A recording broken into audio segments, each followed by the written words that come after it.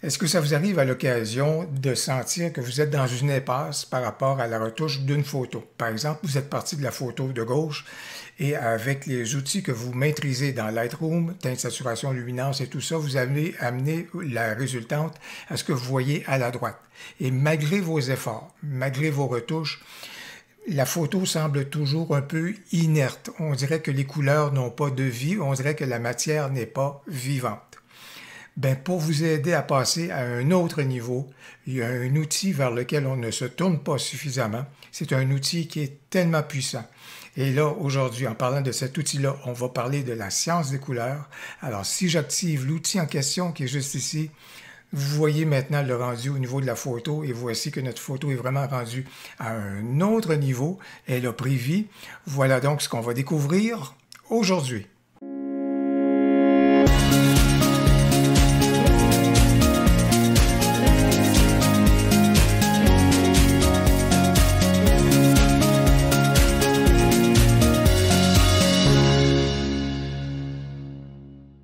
L'outil que je veux vous faire découvrir aujourd'hui, c'est l'outil d'étalonnage. Et pour ce faire, j'ai présentement donc une charte des couleurs.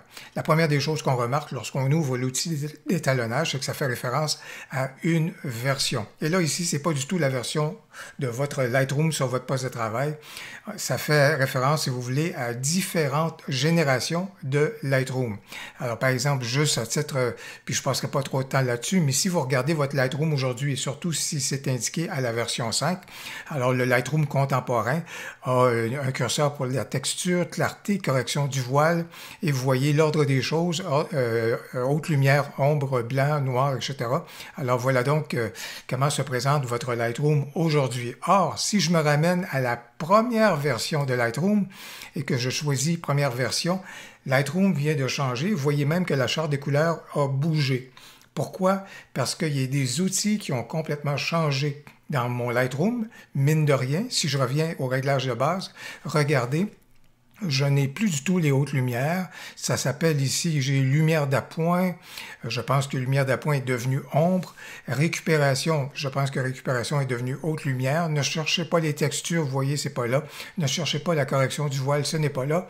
Bref, en choisissant la version 1, je nous ai ramené, pour les nostalgiques, à la toute première version donc de Lightroom. Alors voilà donc, le panneau étalonnage n'est par contre, sa portée n'est pas du tout, si on veut, au niveau de choisir avec quelle génération est-ce qu'on veut travailler dans Lightroom. Je vous encourage toujours, bien sûr, à profiter de la plus récente version, donc la plus contemporaine. Mais ce que je veux vous faire découvrir, c'est ici tous les curseurs qui sont dans le panneau et vous allez voir, c'est très puissant. Si je commence ma présentation du panneau d'étalonnage avec la charte des couleurs, c'est parce qu'il importe de comprendre le principe suivant. À l'exception des blancs purs ou des noirs purs, dans vos photos, chacun des pixels dans votre photo est composé de la couleur rouge, bleue et verte. C'est ce qu'on appelle les couleurs primaires. Indépendamment des coloris de vos pixels, dans chacun de ces pixels-là, on retrouve du rouge, du vert et du bleu. C'est pourquoi ces trois couleurs-là sont considérées comme des couleurs primaire. Et pour vous démontrer la chose, je vais aller dans teinte, saturation, luminance, par exemple. Et là, on voit bien ici que les couleurs sont donc individualisées. On est capable d'agir sur spécifiquement les rouges. Alors, si je prends la luminance au niveau des rouges, vous voyez, si je manipule ça, il y a seulement les rouges présentement qui bougent dans ma charte des couleurs. Si je prends les bleus, dans ce cas ici, je manipule le tout. Les bleus sont affectés un tout petit peu à ce moment-là. Les violets. Si je prends les verts, si je prends le vert, alors vous voyez que dans ce cas-ci, le vert vient affecter et le vert et le jaune, mais ce ne sont pas l'ensemble des couleurs qui sont en train donc de bouger. Alors voilà donc ici, dans ce cas-ci, teinte, saturation, luminance, on pourrait dire que ce qu'on est en train de faire, ce sont des retouches de couleurs, mais localisées, spécifiques à certaines couleurs. Par contre, si je m'en viens faire le même exercice, en ouvrant donc le panneau étalonnage, et là, par exemple, je me tourne vers le rouge primaire, le vert primaire ou encore le bleu primaire. Et si je viens jouer, par exemple, au niveau de la saturation du bleu primaire, si on regarde la charte des couleurs et que je me déplace, vous remarquez, chacune des couleurs dans la charte des couleurs est affectée par ma manipulation du bleu primaire. Si je prends la teinte au niveau du bleu primaire et que je bouge celle-ci, chacune des couleurs que vous avez dans la charte des couleurs est affectée par ma manipulation parce que je suis avec le bleu primaire. Si je prends le vert, regardez, selon mon déplacement au niveau du vert, chacune des couleurs dans la charte est affectée par le vert primaire et idem au niveau donc du rouge primaire, c'est exactement la même chose. Alors autant tout à l'heure, quand je manipulais les couleurs avec teinte, saturation, luminance, je pourrais dire que je suis en train de faire quelque chose au singulier, localisé.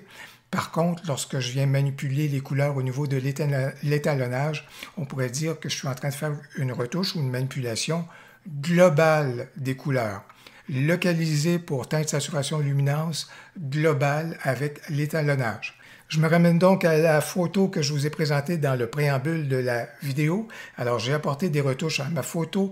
J'ai profité bien sûr des curseurs de base dans Lightroom, de même que les curseurs qui étaient disponibles dans teinte, saturation, luminance. J'ai donc travaillé sur des couleurs au singulier, en jouant avec la saturation, en jouant avec la luminance, mais voilà donc où j'en suis rendu. Donc, bien entendu, comme c'est là, les manipulations de couleurs que j'ai pu faire sont sur une base individuelle. Je vais donc m'en aller au niveau de l'étalonnage pour travailler maintenant de façon globale. Et comme je l'indiquais, je trouve que les manipulations globales sont particulièrement intéressantes lorsqu'on est dans le domaine de la photo paysage. Et surtout lorsqu'on va se tourner et commencer à travailler au niveau de notre photo avec le bleu primaire. Alors, au niveau du bleu primaire, tout comme les autres couleurs, on a deux curseurs, un pour la saturation et l'autre pour la teinte.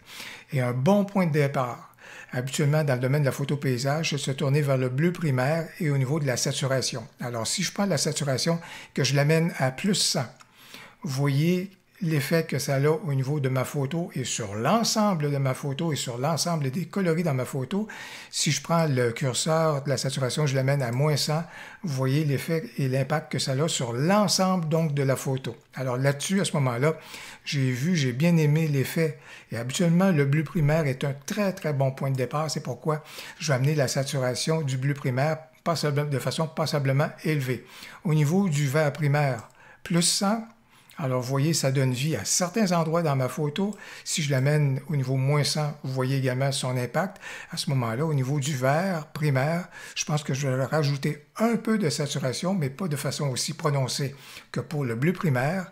Et au niveau du rouge primaire, si j'y vais à 100, vous voyez ce que ça peut donner. Si je m'en vais à moins 100, vous voyez également ce que ça peut donner. Alors, dans ce cas ici, encore une fois, je vais peut-être légèrement rajouter de la saturation au rouge primaire, mais en définitive, si je désactive le panneau étalonnage, voici ce qu'était ma photo avant que je manipule les curseurs du panneau étalonnage.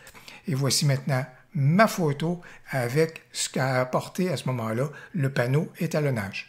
Jusqu'à maintenant, j'ai manipulé surtout donc le curseur de la saturation pour le rouge, le vert et le bleu primaire. Par contre, il y a une chose que je vais tout de suite aller corriger parce que je sais qu'il y en a qui ont l'œil et je vais le faire tout de suite. Lorsqu'on examine la chose, il faut toujours être en éveil par rapport à certaines conséquences des fois. Et je vous dirais que quand j'ai manipulé la saturation donc des bleus, ce que ça allait apporter juste ici, c'est un effet qui est un peu exagéré, je vous dirais, au niveau donc de la couleur bleue qui était présente donc dans ma photo, dans ce cas-ci, juste là. Alors, c'est pourquoi je vais me tourner vers teinte, saturation, luminance, et au niveau de la saturation, je vais diminuer à ce moment-là la saturation des bleus pour retrouver un bleuté qui est beaucoup plus naturel. Au niveau de l'autre curseur qu'on retrouve dans le panneau d'étalonnage, c'est-à-dire le curseur des teintes, je vous dirais qu'au niveau de la photo paysage, on est moins porté à vouloir manipuler ce curseur-là. Pourquoi? Parce que quand on joue au niveau de la teinte des couleurs primaires, on vient affecter l'ensemble des coloris et on peut s'en aller vers des éléments qui sont bien créatifs, mais je vous dirais probablement un petit peu exagéré ou en tous les cas qui ne colle moins à ce moment-là à la photo, donc paysage. Encore là, dans ce cas-ci, par exemple, au niveau du vert primaire, ça peut être intéressant de jouer au niveau des teintes. Vous voyez, ça apporte des choses qui peuvent être intéressantes, mais encore là, ici, je vous dirais que généralement, la manipulation des teintes au niveau de la photo paysage, elle est moins indiquée. Par contre, la manipulation des teintes Dans le panneau étalonnage au niveau de la photo urbaine et surtout la photo de nuit avec des néons, oh là là là là là là, ça fait vraiment des choses très créatives et très intéressantes. Encore un autre exemple dans ce cas-ci, photo paysage encore une fois. Et j'ai donc retouché ma photo avec les outils. J'ai pas encore touché ma photo avec teinte, saturation, luminance, mais je pense que je vais regarder qu'est-ce que je suis capable d'obtenir en travaillant ma photo de façon globale. Alors au niveau des bleus primaires, encore une fois, je vais prendre ma saturation. Je vais pousser celle-ci.